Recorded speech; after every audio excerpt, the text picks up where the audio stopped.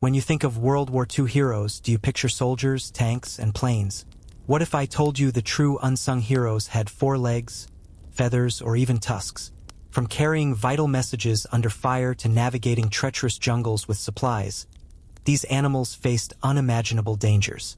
Prepare to discover the incredible courage and sacrifice of the forgotten heroes of World War II. These brave creatures never asked for medals or recognition. They never understood the great conflicts that pulled nations apart. Yet they served with loyalty that no human could ever question. They walked through fire and storm. They flew across enemy lines when all seemed lost. They pulled the wounded from battlefields and carried hope on their backs. Tonight, as you rest, let me tell you their story. A story of courage that runs deeper than any history book has ever captured. Long before the first bombs fell and the world descended into darkness, animals had already proven themselves as partners in human struggles. Throughout history, horses carried knights into medieval battles. Dogs guarded ancient cities. Pigeons delivered messages across empires that stretched from Rome to China. But the animals of World War II would face challenges unlike anything their ancestors had ever known. They would encounter machines of war that roared louder than thunder. They would witness destruction on a scale that shook the very earth beneath their feet. Yet these creatures, with their simple hearts and unbreakable spirits, would rise to meet every challenge with quiet dignity. In the peaceful years before 1939, the world was already changing. Technology was advancing rapidly. Cars replaced horses on many streets. Telephones connected cities that once took weeks to reach by messenger. Some people believed that animals would no longer be needed in warfare. They thought modern machines could do everything better and faster. How wrong they were. When war finally came, humanity would discover that no radio could reach everywhere. No vehicle could travel through every terrain. No machine possessed the loyalty and courage that beat in an animal's heart. When Germany invaded Poland in September 1939, the world held its breath. Within days, Britain and France declared war. Across the globe, nations began preparing for a conflict that would eventually touch every continent. Military leaders knew they would need every resource available. They turned not only to factories and weapons but also to the animal kingdom. Dogs were recruited from homes and farms. Horses were gathered from countryside pastures.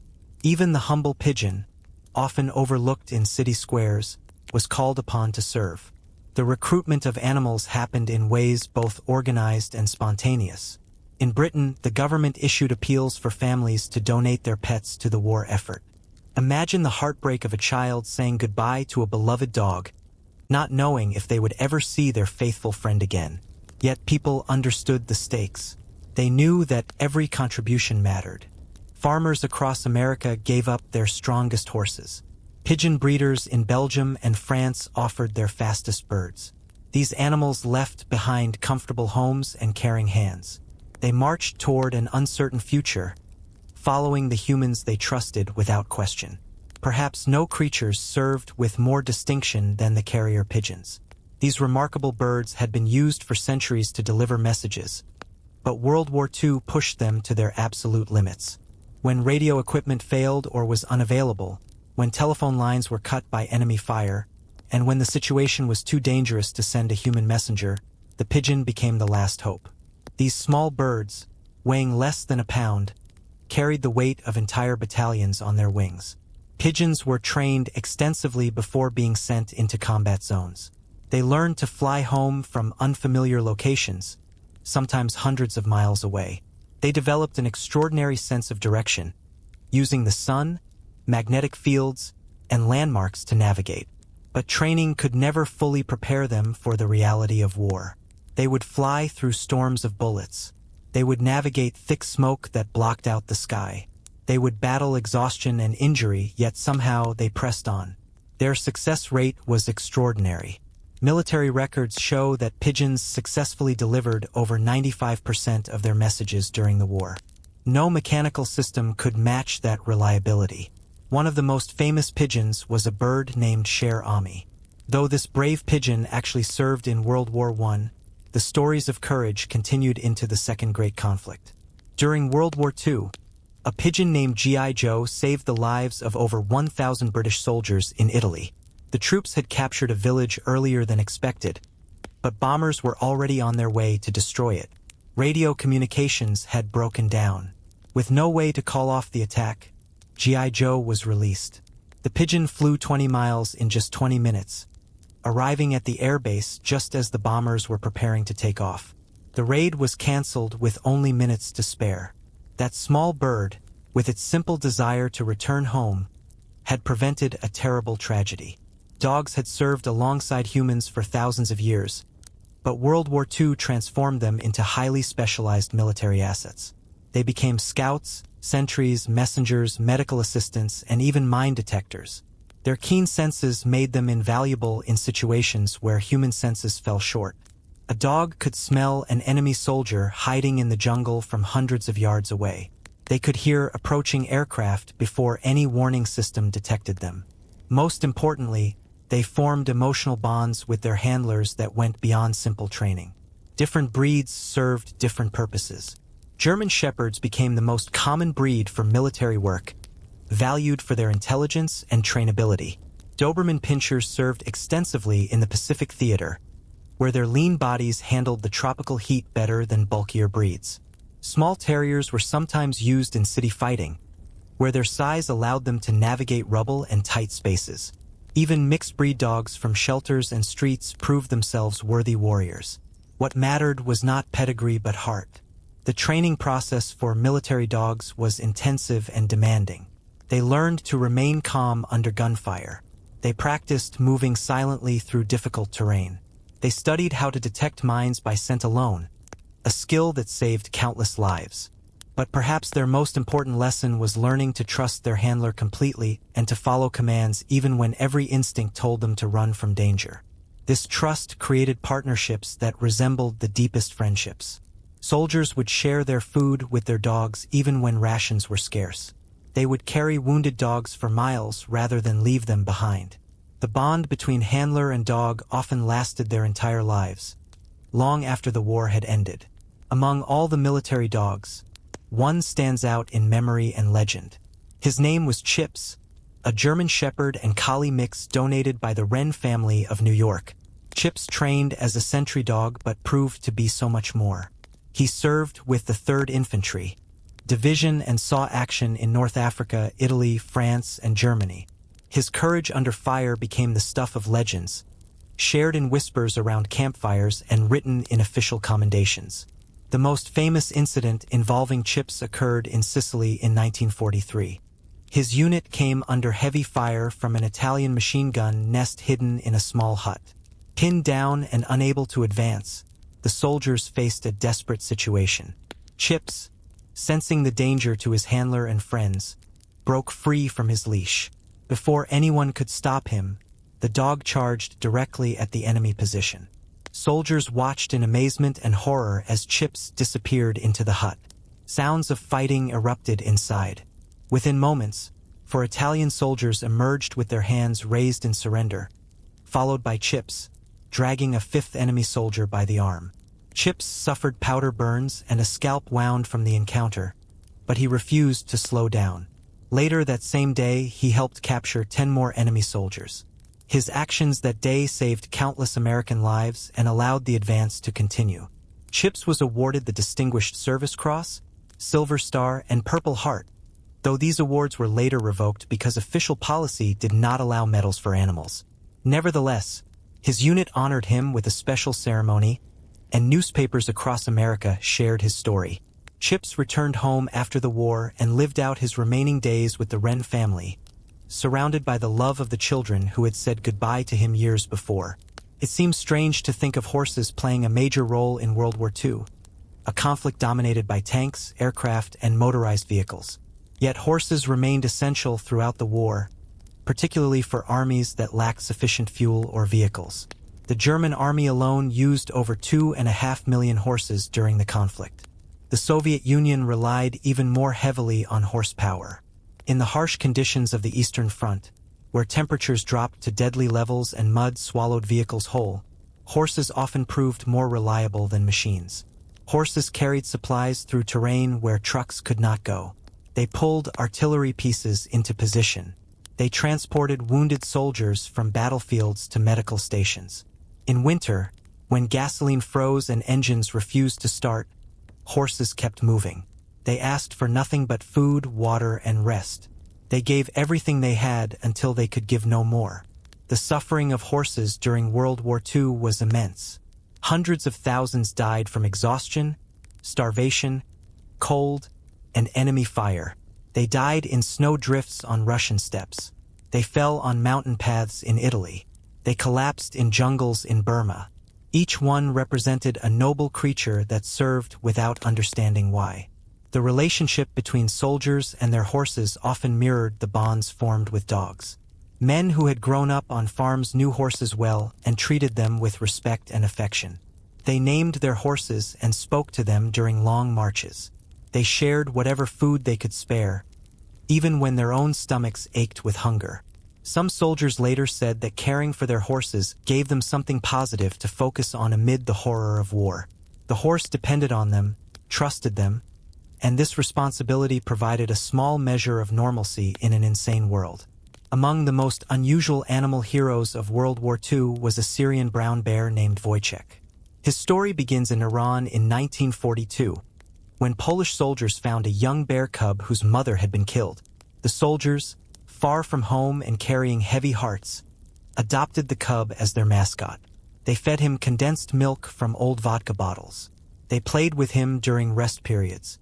As Wojtek grew, he became fully integrated into the unit, the 22nd Artillery Supply Company of the Polish Second Corps. Wojtek was not merely a mascot or pet. He actually helped the soldiers with their work.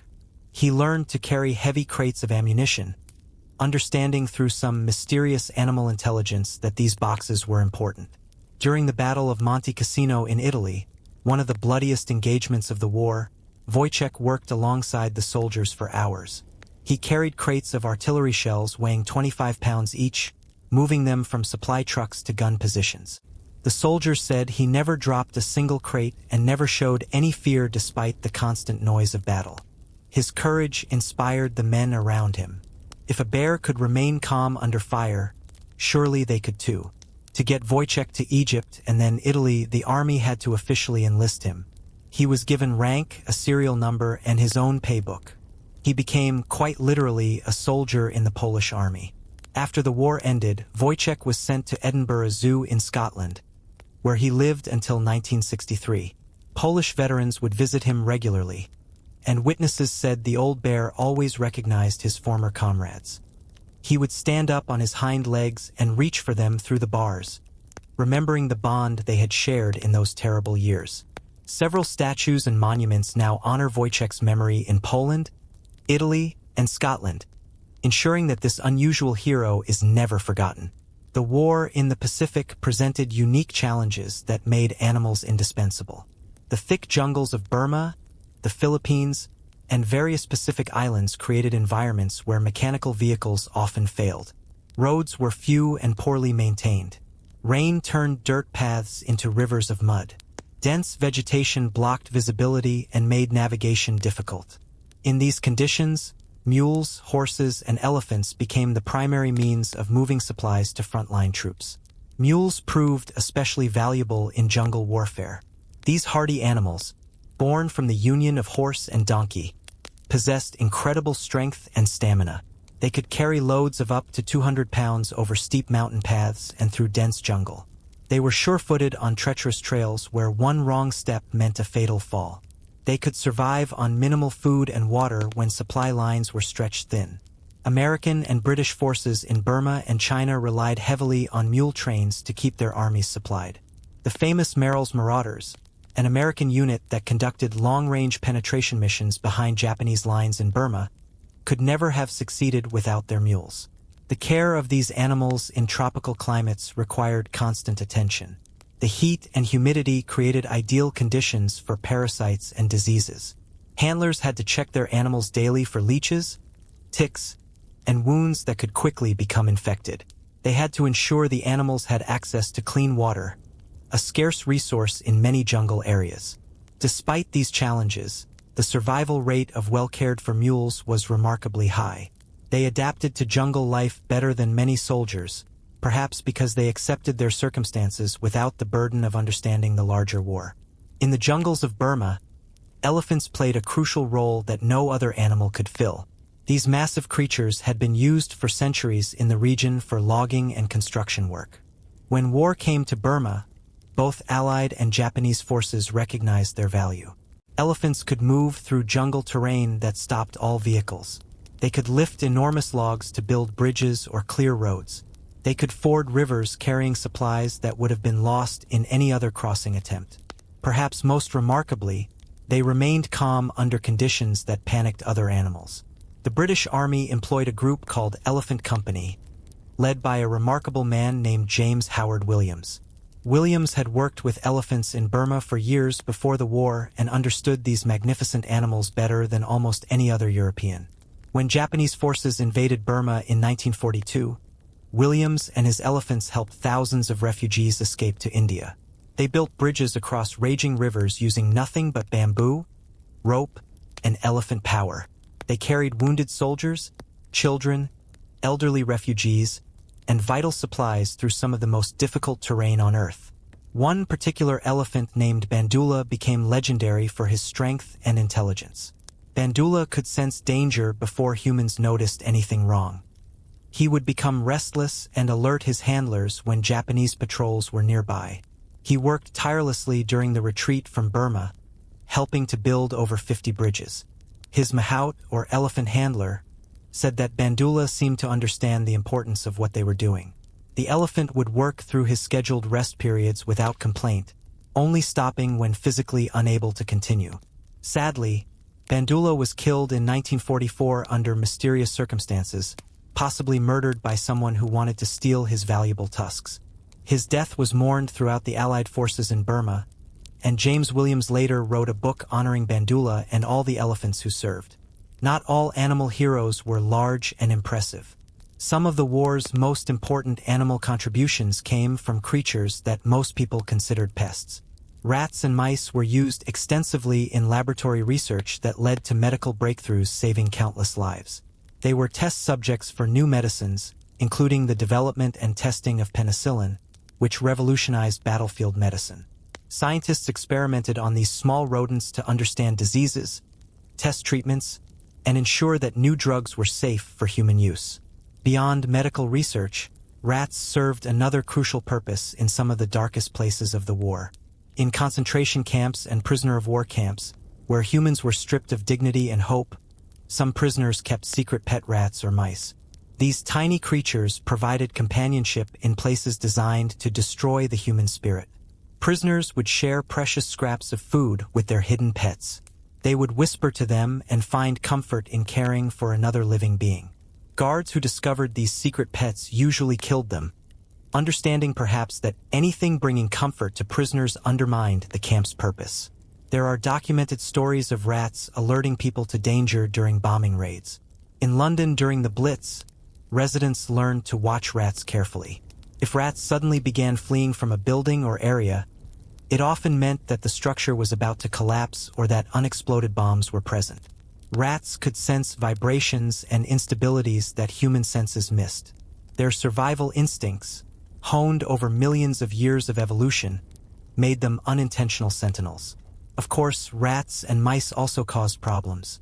They consumed food stores, spread disease, and damaged equipment. But even in their problematic presence, they reminded people that life persisted even in the midst of death and destruction. Some animals served the war effort in ways that remain classified even today. Intelligence agencies experimented with using animals for espionage and reconnaissance. The American Office of Strategic Services, predecessor to the CIA, considered dozens of unusual projects. They trained ravens and crows to differentiate between friendly and enemy aircraft. They explored using dogs to detect hidden enemy positions by scent. The Soviet Union supposedly trained dogs to run under German tanks carrying explosives, though this horrific practice proved largely ineffective and caused tremendous suffering. Cats were used on ships and in warehouses to control rodent populations, but they also served another purpose. A cat's behavior could warn sailors of approaching danger. If a ship's cat became agitated or tried to hide, experienced sailors knew to be alert. Cats seemed to sense changes in air pressure and vibration that preceded storms or submarine attacks. While this was not their intended purpose, their presence provided a small measure of early warning. Cats also provided psychological benefits to sailors on long voyages. A ship's cat was considered good luck, and caring for the animal gave sailors something comforting and normal to focus on.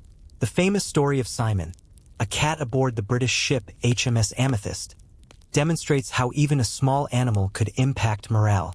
When the ship came under fire from Chinese communist forces on the Yangtze River in 1949, Simon was badly wounded. Yet the cat recovered and continued hunting rats aboard the damaged ship during a tense standoff that lasted weeks. Simon's determination to continue his duties despite injury inspired the crew. The cat was later awarded the Dickon Medal, the highest honor for animal bravery in the British military. Simon's story became known worldwide, reminding people that courage comes in all sizes. As stories of animal heroism accumulated during World War II, people began to feel that these brave creatures deserved formal recognition. In 1943, Maria Dickon, founder of the People's Dispensary for Sick Animals in Britain, established an award specifically for animals displaying exceptional bravery during wartime. The Dickon Medal, sometimes called the Animals Victoria Cross, was created to honor creatures who served under fire with distinction and courage. The first recipients of the Dickon Medal were 3 pigeons. Bob received his medal for consistent excellence in delivering messages from bomber crews to their home base. All 3 pigeons had completed missions under dangerous conditions, flying through enemy fire and terrible weather to deliver their messages successfully. Over the following years, the medal was awarded to 32 pigeons, 18 dogs, 3 horses, and 1 cat during and shortly after World War II. Each medal told a story of courage, sacrifice, and the incredible bond between humans and animals. Reading the citations for these medals is a moving experience. Each one describes a specific act of bravery or a period of sustained service under dangerous conditions. They tell of dogs who located injured soldiers under rubble and stayed with them until rescuers arrived. They describe horses who carried wounded men for miles despite their own injuries. They honor pigeons who completed missions that no human believed possible. These medals were not merely symbolic. They represented society's acknowledgement that animals could be heroes, that their contributions mattered, and that their sacrifices deserved remembrance alongside human warriors. The war on the Eastern Front between Germany and the Soviet Union was the largest and bloodiest military confrontation in human history. Tens of millions of soldiers and civilians died. The suffering was beyond imagination. In this frozen hell, animals suffered alongside humans, and their death toll was equally staggering. The German invasion of the Soviet Union in June 1941 eventually involved millions of horses. These animals marched thousands of miles, pulling supply wagons and artillery through Russian summer heat, autumn mud, and winter cold. When winter came to Russia in late 1941, temperatures dropped to 30 and 40 degrees below zero. Soldiers froze to death in the open. Vehicles and weapons stopped functioning. Horses died by the thousands, sometimes by the tens of thousands in a single week. They froze standing up, too exhausted to lie down. They starved when supply lines collapsed and there was no food for animals or men. Some soldiers, desperate to survive, killed horses for meat. The leather of saddles and harnesses was boiled to extract any nutritional value. The suffering was universal and terrible. Soviet forces also relied heavily on horses, perhaps even more than the Germans. The Red Army used horses to move cavalry units, partisan fighters, and supply columns. Soviet cavalry charges, though seemingly obsolete in modern warfare, were used throughout the war, particularly in difficult terrain where tanks could not operate effectively. These charges often succeeded through shock and momentum, but at terrible cost. Horses and riders fell together, cut down by machine gun fire. Yet the survivors continued, driven by desperation and duty. The horses of the Eastern Front deserve special remembrance because they endured conditions that pushed every living creature to the absolute limit of survival.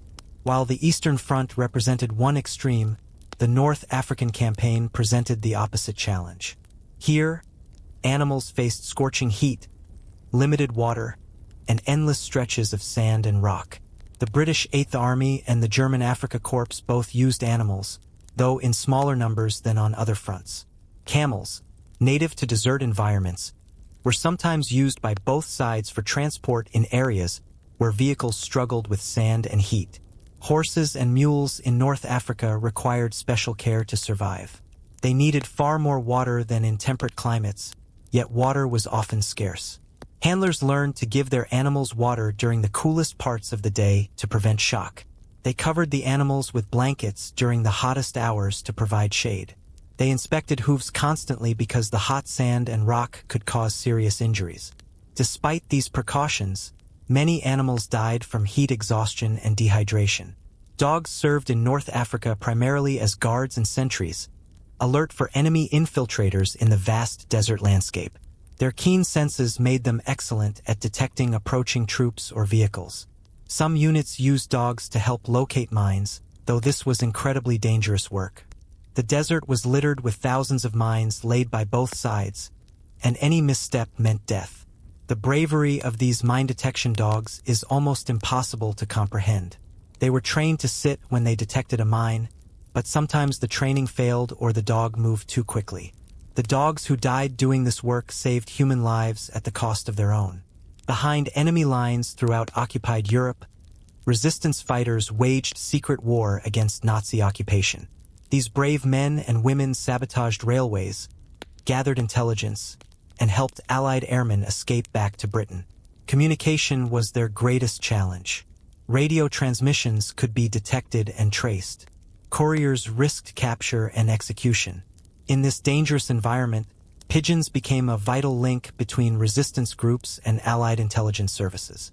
The British Military Intelligence Service developed a clever system for supplying pigeons to resistance fighters. They placed birds in special containers with parachutes and dropped them over occupied territory at night. The containers included instructions explaining how to care for the pigeon and what information to send. Resistance fighters would write messages on tiny pieces of paper, attach them to the pigeon's leg, and release the bird. The pigeon would fly back to its home loft in Britain, often crossing hundreds of miles of occupied territory, and deliver intelligence about German troop movements, fortifications, and other vital information. One famous pigeon named Commando made over 90 flights between France and Britain during the war, more than any other pigeon in the resistance network.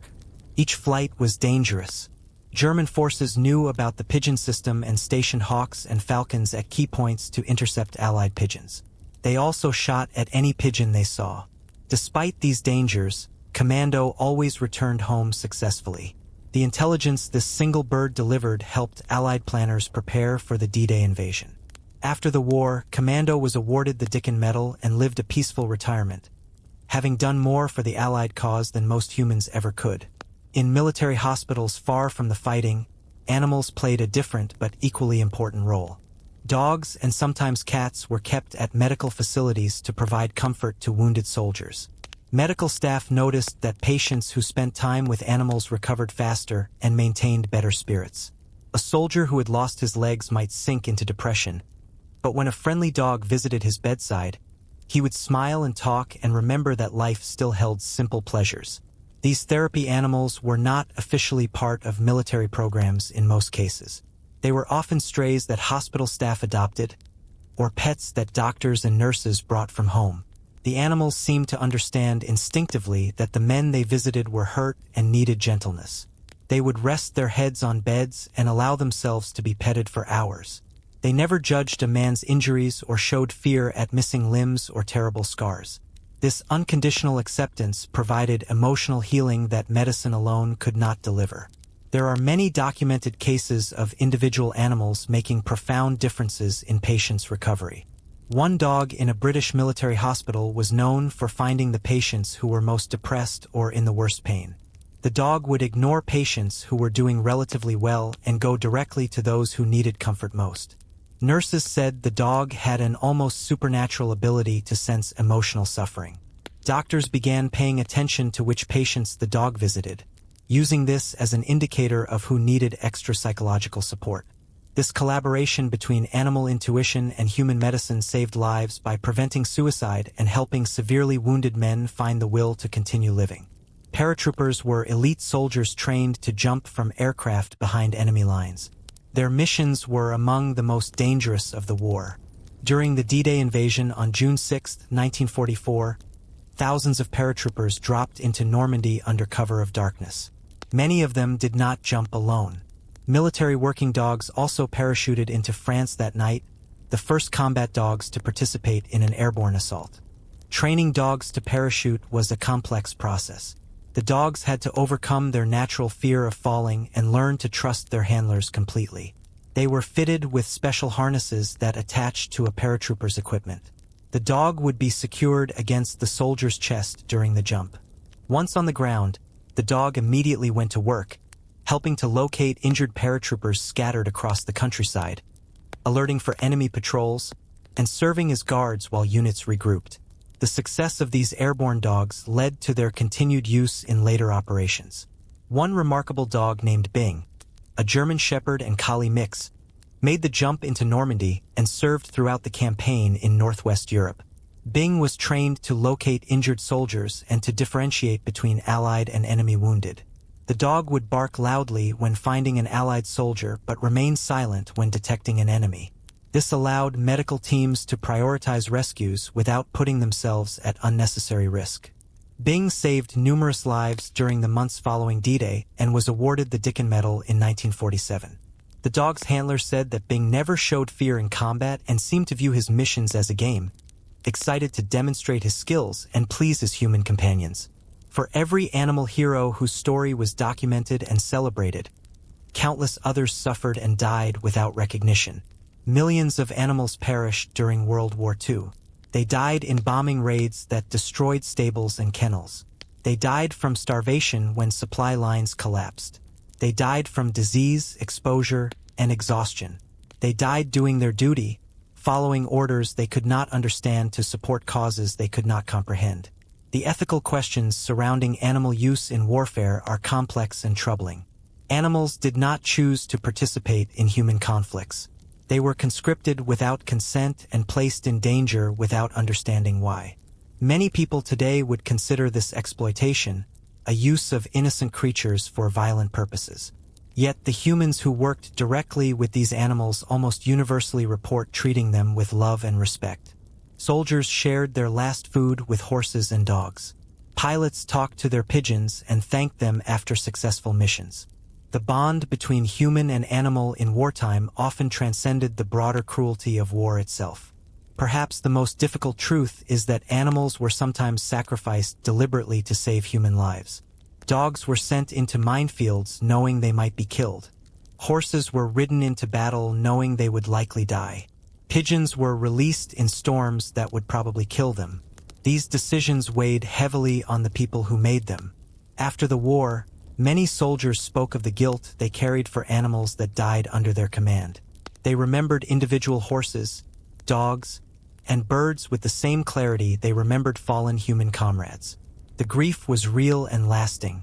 Among the most disturbing uses of animals during World War II was the Nazi regime's exploitation of dogs for ideological purposes. The Nazis established special breeding and training programs attempting to create a super race of dogs, just as they pursued a super race of humans.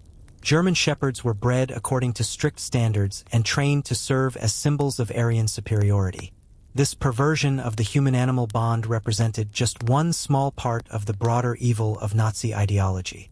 Ironically, while Nazi leadership promoted these breeding programs, many individual German soldiers formed loving bonds with ordinary mixed-breed dogs they found during campaigns. These soldiers, far from home and often questioning what they were doing, found comfort in canine companionship just like Allied soldiers did. The dogs did not care about ideology or national flags.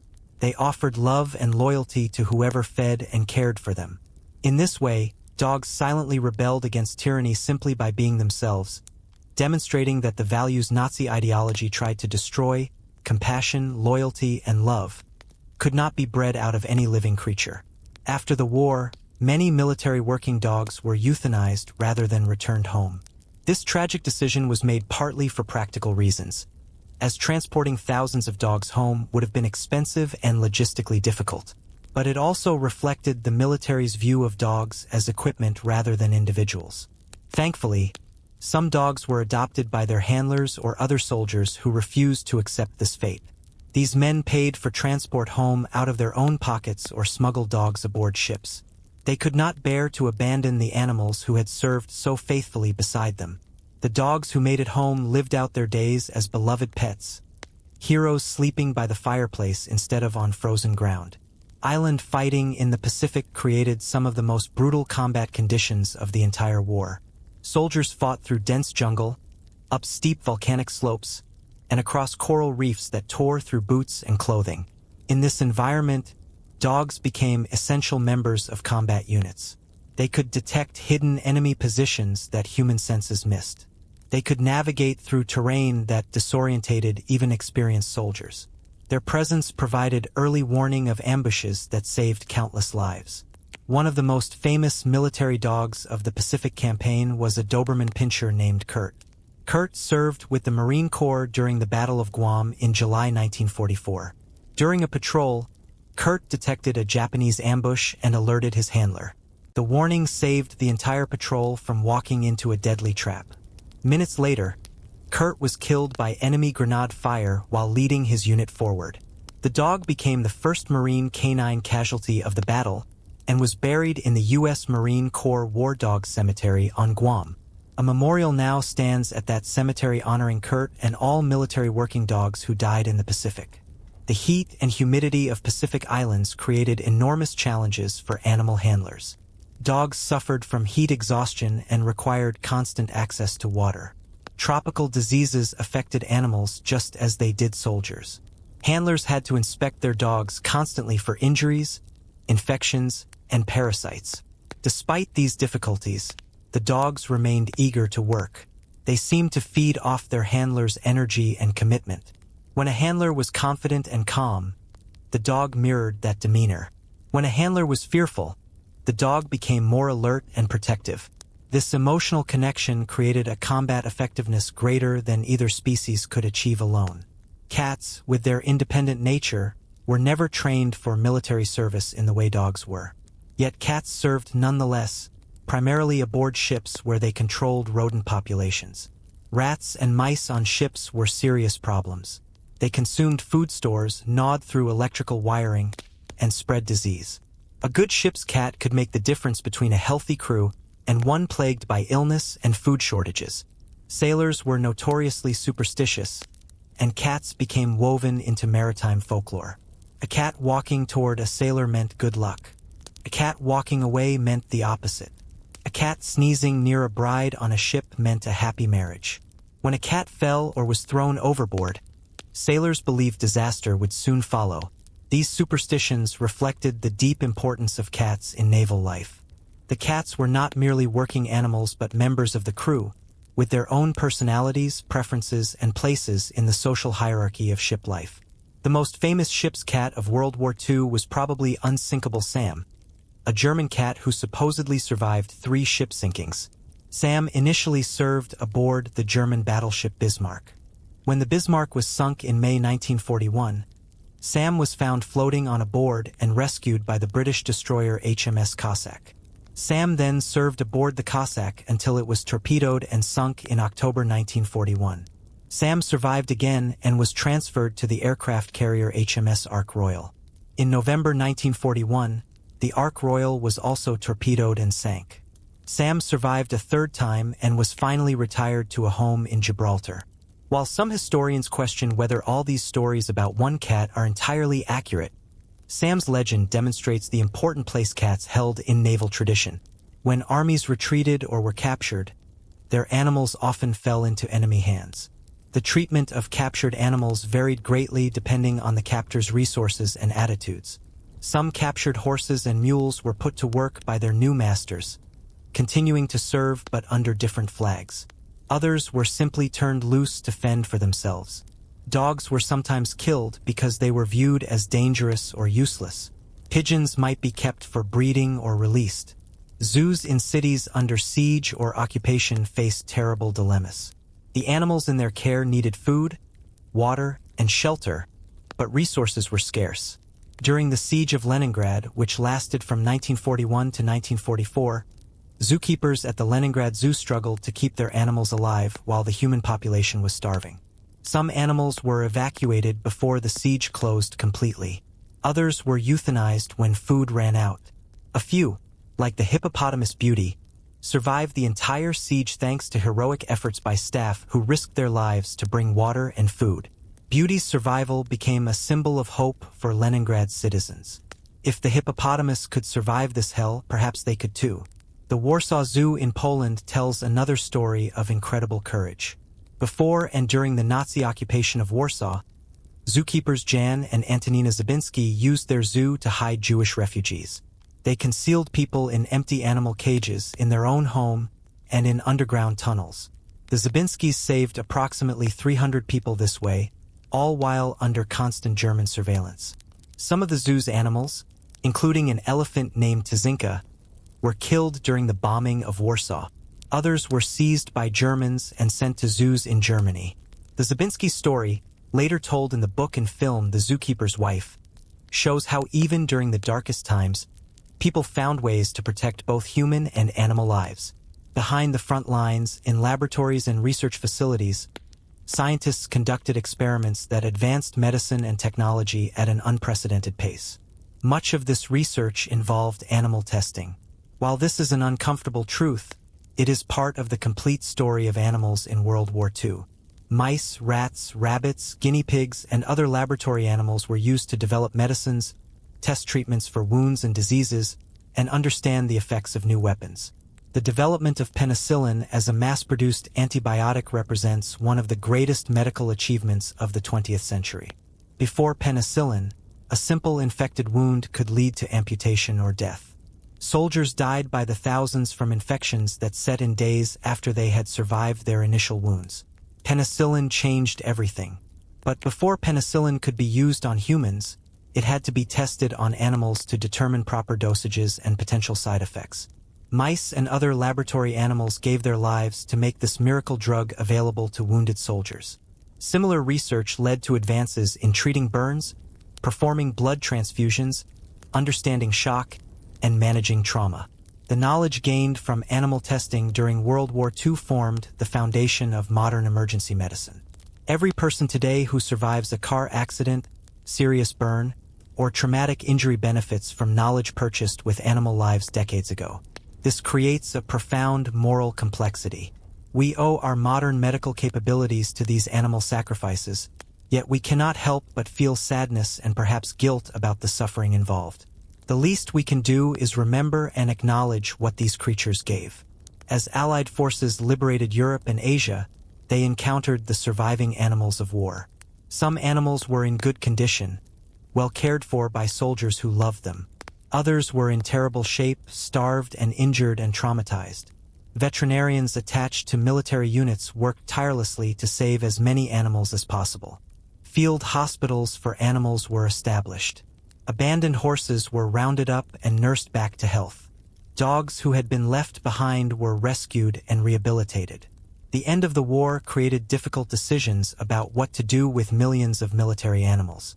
Many horses in Europe were sold to farmers who needed help rebuilding their agricultural operations. Others were euthanized, a practical but heartbreaking decision. Military working dogs faced an uncertain future. Some were adopted by their handlers. Others were retrained for civilian life and placed with new families. Sadly, many were euthanized because of concerns about whether combat-trained dogs could safely transition to civilian life. This decision caused enormous pain for handlers who had formed deep bonds with their animals. In the United States, a war dog named Major was euthanized after returning home because he was considered too dangerous for civilian life. His handler, a man named John Mayo, was devastated. Major had saved Mayo's life in the Pacific, detecting an ambush and taking a bullet meant for his handler. Mayo fought to save Major but was unsuccessful. Stories like this led to changes in policy. Later conflicts saw more effort made to retrain military working dogs and find them homes after their service ended. Today, there are organizations dedicated to reuniting military working dogs with their handlers after deployment. These efforts honor the legacy of dogs like Major, ensuring that modern military working dogs have the peaceful retirement they deserve. In the decades following World War II, monuments and memorials began appearing to honor animal heroes. The Animals in War Memorial in London, unveiled in 2004, bears the inscription, "They had no choice." This simple statement captures a profound truth. Animals did not volunteer for service. They did not understand the causes for which they fought. They simply gave everything they had because they trusted the humans who led them into danger. The memorial depicts horses, mules, dogs, and other animals moving through a gap between two massive stone walls. On one side, the animals are burdened with equipment and moving toward war. On the other side, a dog and horse stand free, representing those who survived. The memorial honors all animals who served in wars throughout British history but was particularly inspired by the stories of World War II animals. Similar memorials exist in other countries, each attempting to capture something of what we owe these creatures. Perhaps the most moving tributes are not the grand monuments but the small personal memorials. Individual soldiers erected simple markers for beloved horses and dogs who died in service. Photographs were kept and treasured. Stories were passed down to children and grandchildren. These personal remembrances testify to the deep emotional bonds that war created between humans and animals. The soldiers did not see their animals as tools or equipment. They saw them as comrades, friends, and sometimes even family. This love transcended the horror of war and remained one of the few purely good things in an otherwise terrible time. What lessons can we draw from the stories of animal heroes in World War II? First, these stories remind us that courage and loyalty are not uniquely human qualities. Animals are capable of extraordinary bravery, sacrifice, and devotion. They may not understand abstract concepts like freedom or justice, but they understand love and duty in their own way. A dog following its handler into danger, a horse pulling a cart despite exhaustion, a pigeon flying through a storm to deliver a message. These actions required courage just as surely as any human act of bravery. Second, these stories challenge us to think carefully about how we treat animals. If animals are capable of such service and sacrifice, do we not owe them consideration and care in return? The ethical questions about using animals in warfare remain unresolved. Some would argue that it is never acceptable to place animals in danger for human causes. Others believe that the partnership between humans and animals is ancient and natural, and that animals who serve should be honored and protected. There are no easy answers, but the questions themselves are important. Third, the stories of animal heroes remind us of the power of the human-animal bond. In the worst circumstances humanity has ever created, people still formed loving relationships with animals. They shared food when both were starving. They provided comfort when both were terrified. They grieved when death came.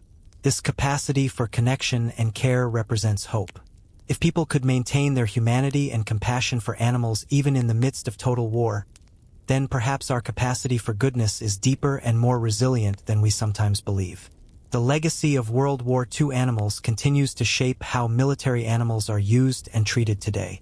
Modern military working dogs are highly trained specialists who detect explosives, locate enemy combatants, and perform search and rescue operations. They are valued members of military units and receive excellent veterinary care. When they retire, significant efforts are made to find them homes, often with their handlers or other military families. The change in how military animals are treated reflects society's growing recognition that these animals are not merely equipment but living beings deserving respect and care. Technology has reduced the need for animals in some military roles. Drones can now conduct reconnaissance that once required pigeons. Robots can detect mines that dogs once risked their lives to find.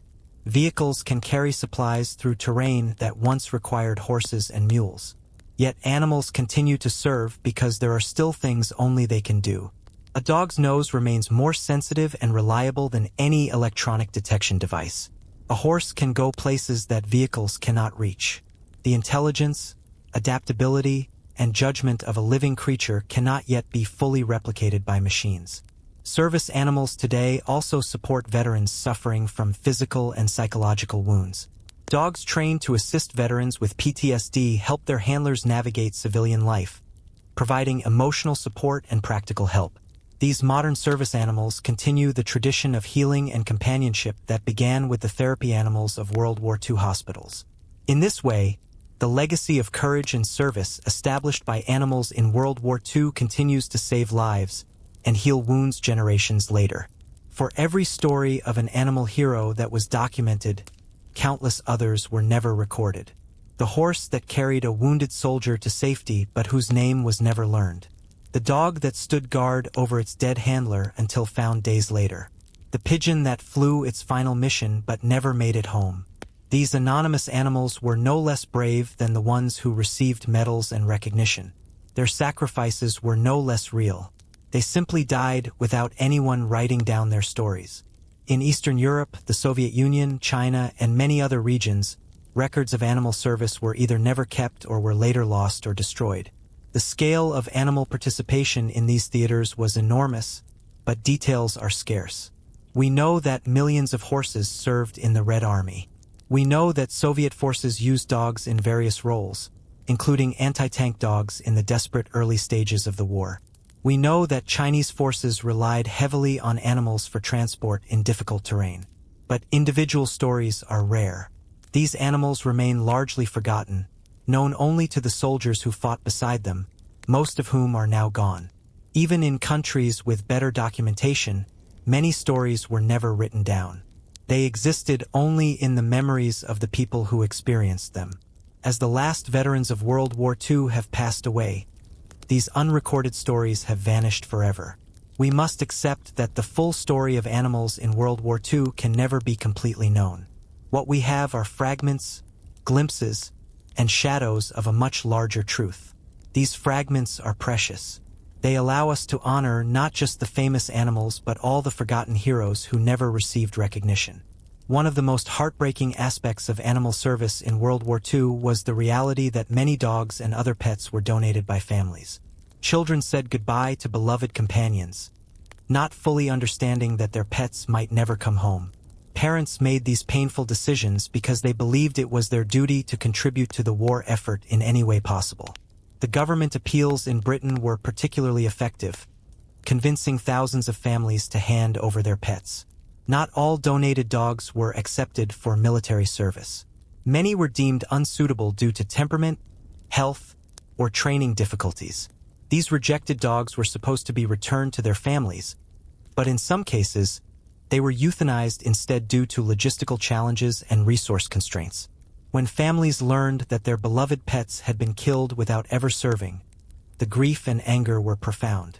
These mistakes represent a dark chapter in the story of animals in World War II, a reminder that good intentions can lead to terrible outcomes when policy is implemented without sufficient thought for consequences. The children who successfully donated pets that did serve faced years of uncertainty. Some dogs eventually came home after the war, bringing joy and closure to families who had never stopped hoping. Other families received notification that their dog had died in service. These letters often included few details, just a brief statement that the animal had died while serving its country. Imagine being a parent and having to tell your child that the dog they loved would never come home. These private griefs played out in thousands of homes. They were part of the war's cost, less dramatic than human casualties but real and painful nonetheless. Beyond the animals that served directly in military roles, World War II devastated animal populations across multiple continents. Bombing raids destroyed habitats and killed wild animals along with domestic ones. Chemical contamination from explosives, fuel, and other military materials poisoned ecosystems.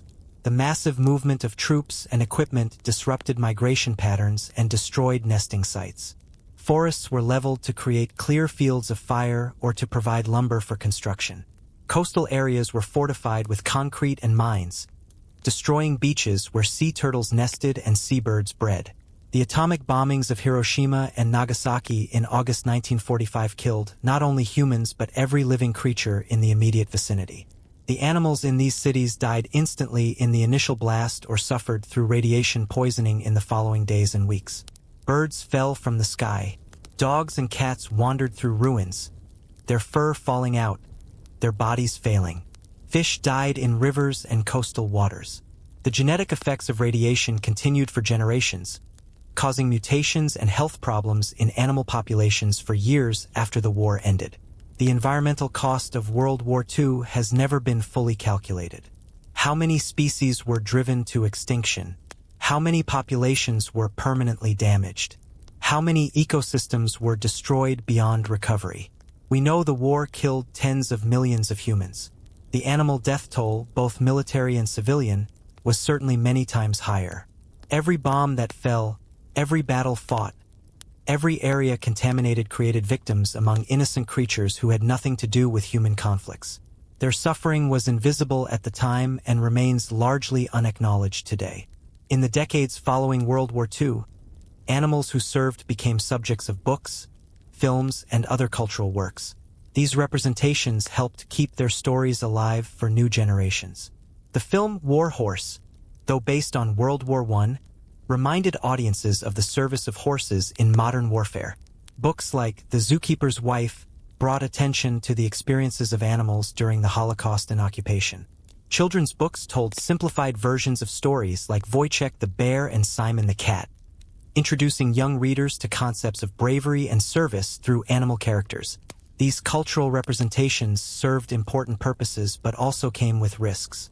Simplified or fictionalized versions of true stories sometimes distorted facts or created misleading impressions. Animals in films and books were often anthropomorphized, given human thoughts and motivations they did not actually possess. While this made for compelling storytelling, it could obscure the reality of how animals experienced war. A real military working dog did not think about freedom or defeating tyranny. The dog thought about pleasing its handler, getting food and water, and following familiar routines. The dog's bravery was real but emerged from instinct and training, not from understanding the larger conflict. Despite these limitations, cultural representations kept the memory of animal service alive. They prompted people to ask questions, to research the true stories, and to think about the ethics of human-animal relationships. They created emotional connections that raw historical facts alone might not generate. A child reading about a brave dog or horse might develop a lifelong interest in military history or animal welfare. A film might inspire someone to support organizations that help military working dogs. In these ways, cultural representations extended the legacy of World War II animals beyond their actual service into ongoing influence on society. By the mid-1960s, the last surviving military animals from World War II were reaching the end of their natural lives. Dogs, horses, and other animals that served typically lived 10 to 20 years after the war ended.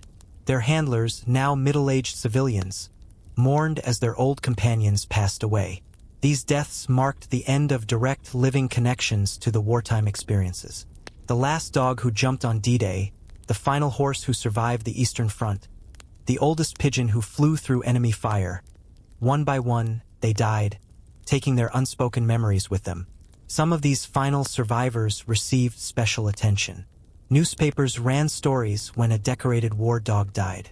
Veterans organizations held memorial services.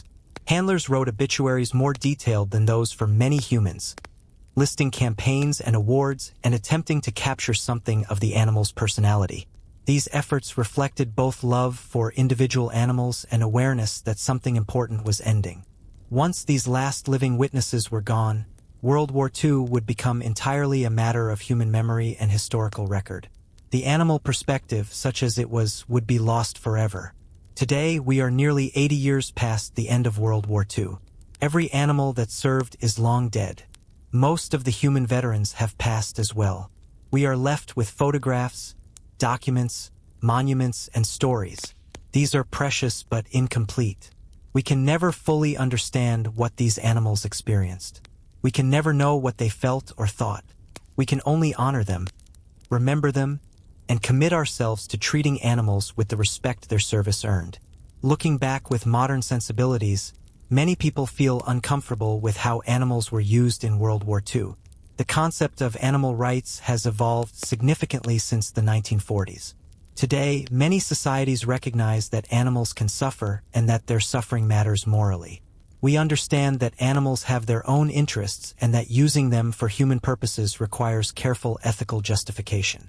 Viewed through this modern lens, many practices of World War II appear exploitative.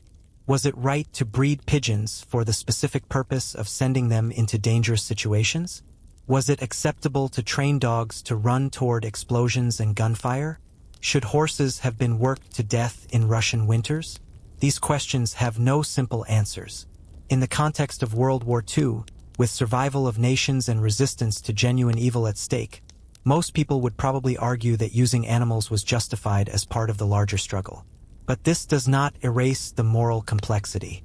The animals did not volunteer. They could not consent. They were used because humans had the power to use them. The veterans who worked directly with animals often had sophisticated views on these ethical questions. They knew their animals suffered. They saw the injuries and the fear, but they also believed the alternative, losing the war to fascism, was worse. They tried to minimize animal suffering where possible. They provided care and comfort. They mourned the animals they lost. This suggests an ethical framework based on necessity, respect, and gratitude. Use animals when truly necessary, treat them as well as circumstances allow, and honor their sacrifices. This framework may not satisfy everyone, but it represents a thoughtful position rather than simple exploitation. As we look to the future, what role will animals play in warfare? Technology continues to advance, potentially replacing animal roles with robots and artificial intelligence. Drones can fly reconnaissance missions that pigeons once performed. Robots can search buildings that dogs once cleared. Self-driving vehicles might eventually handle logistics in terrain where mules currently serve. Some people hope that technological advancement will end the use of animals in warfare entirely, eliminating the ethical concerns about animal suffering. However, complete replacement may not be possible or even desirable.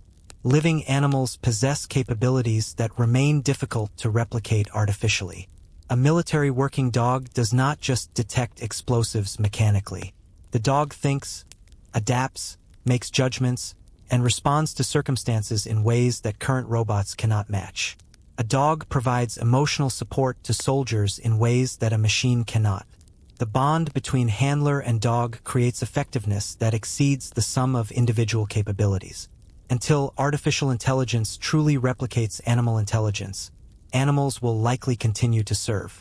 If animals continue to serve in military roles, society must commit to treating them ethically. This means providing excellent care during service, making every effort to keep them safe, and ensuring they have good lives after their service ends. It means remembering and honoring their contributions. It means thinking carefully before placing animals in danger and only doing so when truly necessary.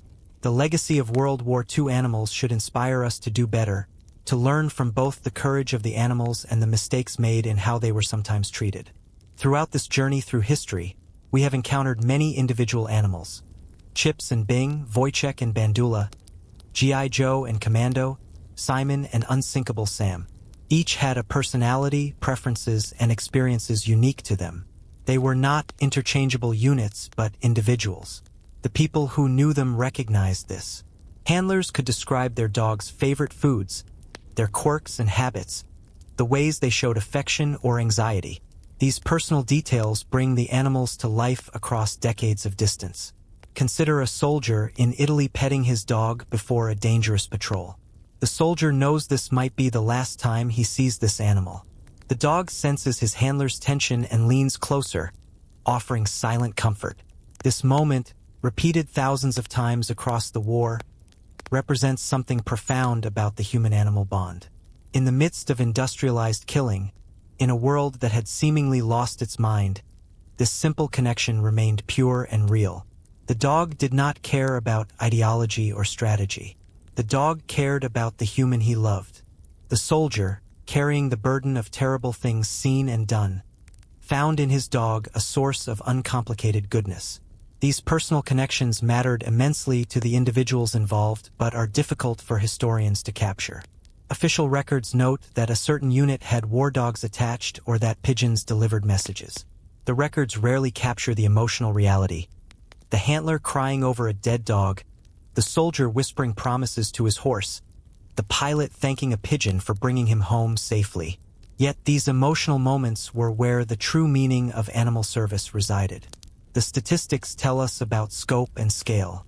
The personal stories tell us about heart and soul. The impact of animal service in World War II extended far beyond the war itself. Many of the training techniques developed for military working dogs became foundations for modern service dog training. The understanding of animal psychology advanced significantly during the war years.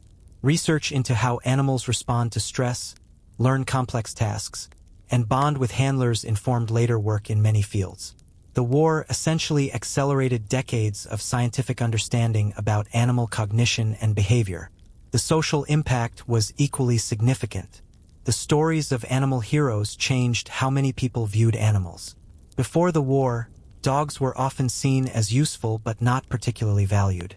They were working animals or pets but rarely honored as individuals. The wartime stories elevated the status of dogs and other animals in public consciousness. After seeing what animals could accomplish and sacrifice, society began treating them with greater respect. This shift in attitude contributed to the animal welfare movements that grew in strength during the post-war decades. Individual lives were also permanently changed. A handler who returned home with his war dog often maintained that close bond for life. The dog became part of the family, celebrated at reunions and remembered in family stories for generations. Children grew up hearing about the brave dog who served with their father or grandfather. These stories passed values about loyalty, courage, and the importance of caring for those who depend on us. In this way, the individual animals who served continued to influence people long after their deaths. There is a peculiar loneliness in remembering those who cannot speak for themselves. The soldiers of World War II could tell their stories, write memoirs, give interviews. They could describe what they experienced and how it affected them. Animals could do none of these things. Their experiences lived only in their own minds and bodies and then vanished when they died. We can observe their actions and try to understand their experiences, but we can never truly know what they felt.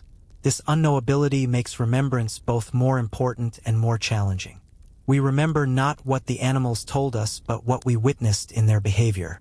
We remember the dog who refused to leave a wounded handler, so we know the dog felt loyalty. We remember the horse who continued pulling a cart despite injuries, so we know the horse felt determination or perhaps just training too deep to overcome. We remember the pigeon who flew through a storm to reach home, so we know the pigeon felt some powerful drive to complete the journey. But the inner emotional reality of these experiences remains mysterious. Perhaps this mystery is itself important. The silence of animal heroes reminds us that there are forms of courage and suffering beyond language. The fact that animals cannot speak about their experiences does not make those experiences less real or less worthy of honor. In some ways, the silence makes their service more remarkable. They could not tell anyone what they endured. They could not seek recognition or comfort through sharing their stories. They simply endured and continued and, when necessary, died without complaint. This silent courage commands respect even across the barrier of species. Did the animals who served in World War II understand the purposes they served? Almost certainly not in any meaningful way. A dog did not comprehend that it was fighting against fascism or defending freedom. A horse did not understand that the supplies it carried would help soldiers liberate concentration camps. A pigeon did not know that the message it delivered might help win a battle that contributed to ending the war. The animals served immediate purposes they could understand, pleasing handlers, following training, reaching home, but not the larger strategic or moral purposes humans fought for. This lack of understanding creates interesting philosophical questions. Can an action be truly heroic if the actor does not understand the moral significance of what they are doing? Most people would probably say yes. We recognize heroism in young children who act bravely without fully understanding danger. We honor people who save lives instinctively, without stopping to think about the moral weight of their actions. If we can recognize heroism without full understanding in humans, surely we can extend the same recognition to animals. The bravery of a dog charging an enemy position is no less real because the dog does not understand the politics of war. Perhaps there is even something pure about service without understanding the larger purpose. The animals served without being corrupted by ideology, propaganda, or political calculation. They could not be motivated by hatred of the enemy or dreams of glory. They served out of simpler and perhaps more fundamental motivations: loyalty, training, instinct, and the desire to be with their human companions. In a war that saw humans commit terrible acts justified by ideology, the animal's simple service stands as a reminder that courage and loyalty need not require complex justification. Let us turn now toward light as we approach the end of this long story. For all the suffering and loss, the stories of animals in World War II also contain hope and healing. They show that even in the darkest times, bonds of affection and loyalty survived. They demonstrate that courage and dedication existed outside the realm of human conflict and ideology. They prove that life, in its many forms, is resilient and valuable. The soldiers who loved their animal companions often said that those relationships kept them sane during the war. When everything else seemed insane, when the world had become a place of death and destruction, the simple act of caring for a dog or horse provided purpose and normalcy. The animal needed food, water, rest, and affection. Providing these things created a routine, a responsibility, and a connection to peacetime values. The soldier could be more than a killer. He could be a caretaker, a friend, a provider of comfort. This role sustained many men through experiences that might otherwise have broken them. After the war, animal companions continued to provide healing. Veterans struggling with what we now call PTSD often found comfort in caring for animals. The unconditional acceptance animals offered helped veterans relearn how to trust and love after years of being trained to kill. The steady routine of caring for an animal provided structure when the transition to civilian life felt overwhelming. Many veterans said their war dogs or new post-war pets saved their lives after the war ended by giving them a reason to keep going when memories threatened to overwhelm them. What should we teach young people about the animals of World War II? First, we should teach the facts that millions of animals served, that they performed essential tasks, that many died and suffered. But facts alone are not enough. We should also teach empathy, encouraging young people to imagine what these experiences might have been like for the animals involved. What did it feel like to be a horse collapsing in Russian snow? What did the pigeon experience flying through a storm? How did the dog feel when its handler was killed?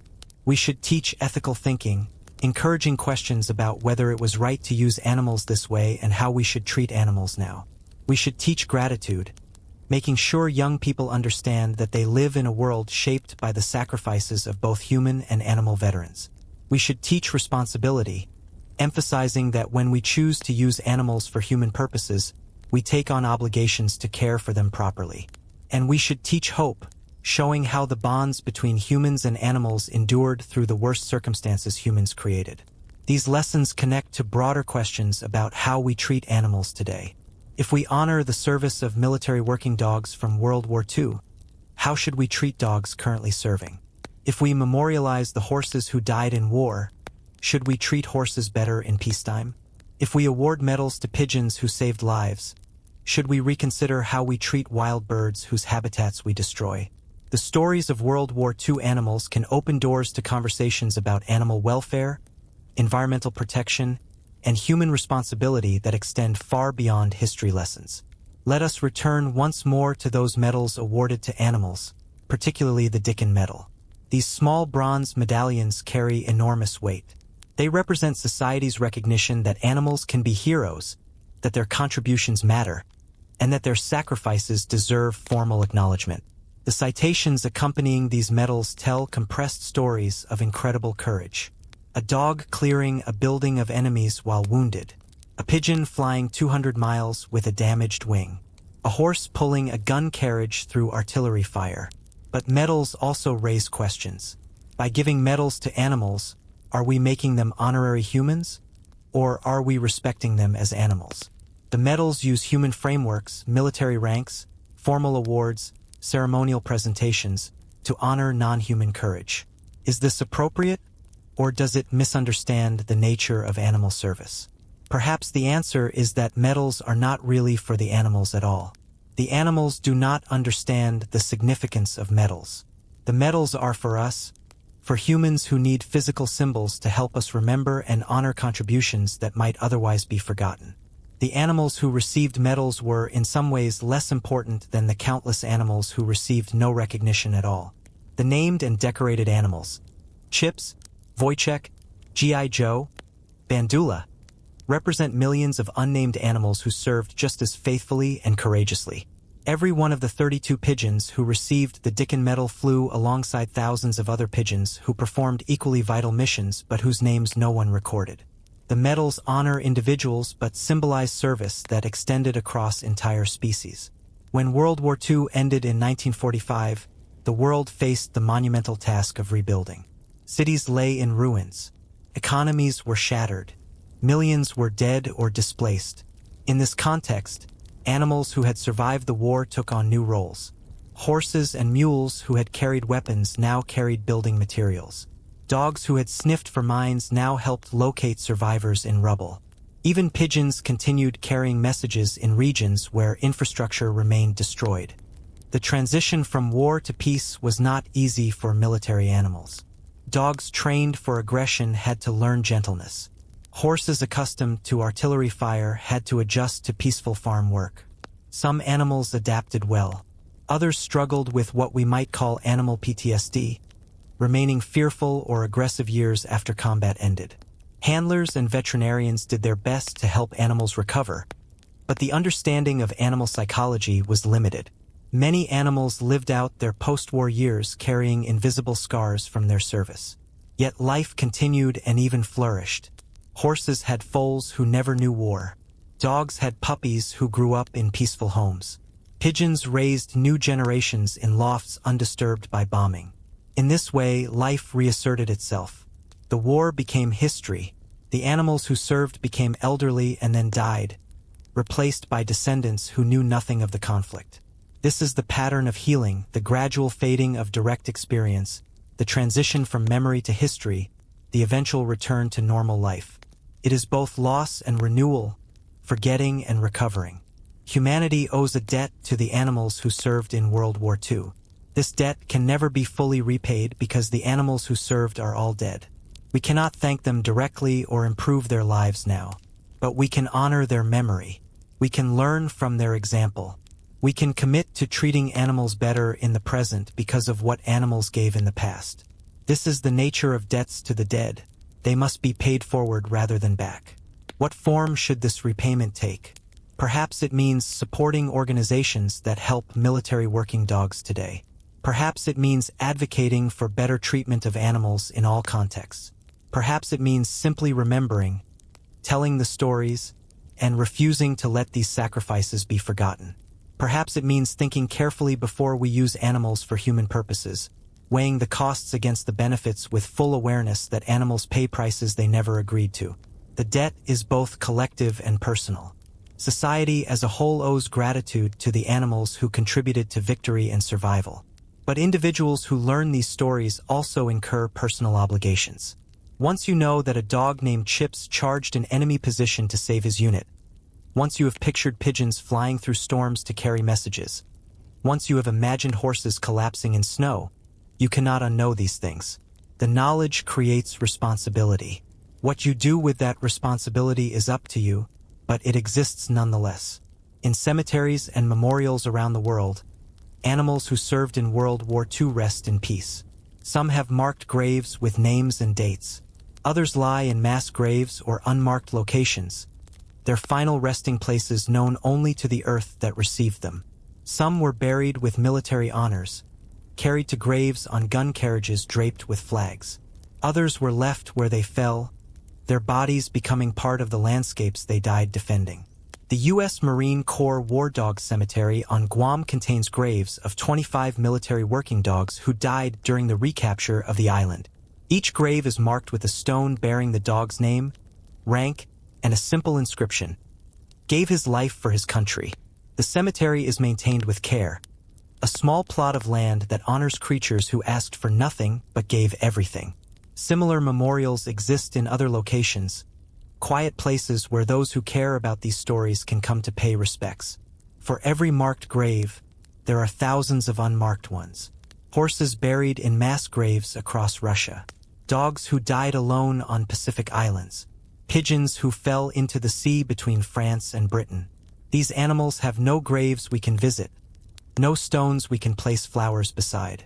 They rest in anonymity, their exact fates unknown. For them, our only memorial is memory itself, the collective decision to remember that they existed, they served, and they mattered. We began this journey together with a simple question. Who were the true heroes of World War II? We discovered that heroes come in many forms. Some have 2 legs, some have wings. Some carry rifles, some carry messages, some carry wounded soldiers on their backs. Some understand the causes they fight for, while others simply follow the humans they trust into whatever dangers come. The animals of World War II were not soldiers in the human sense.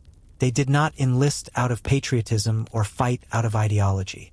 They were drafted, trained, and deployed to serve human purposes they could not comprehend. Yet their service was no less real than human service. Their courage was no less genuine. Their sacrifices were no less meaningful. They endured hardships, faced dangers, and often died far from home, just like human soldiers. Their contributions helped determine the outcome of the greatest conflict in human history. As you drift towards sleep, carrying these stories with you into dreams, remember the lessons these animals taught. Loyalty can exist without understanding. Courage does not require comprehension of the larger picture. Service can be given without expectation of reward. Love and duty can transcend the boundaries of species. These lessons, learned in the darkest period of human history, remain relevant today. They remind us that goodness exists even in terrible times, that connections matter more than differences, and that the capacity for courage and sacrifice is written into the very nature of life itself. The night grows deeper now, and our journey together nears its end.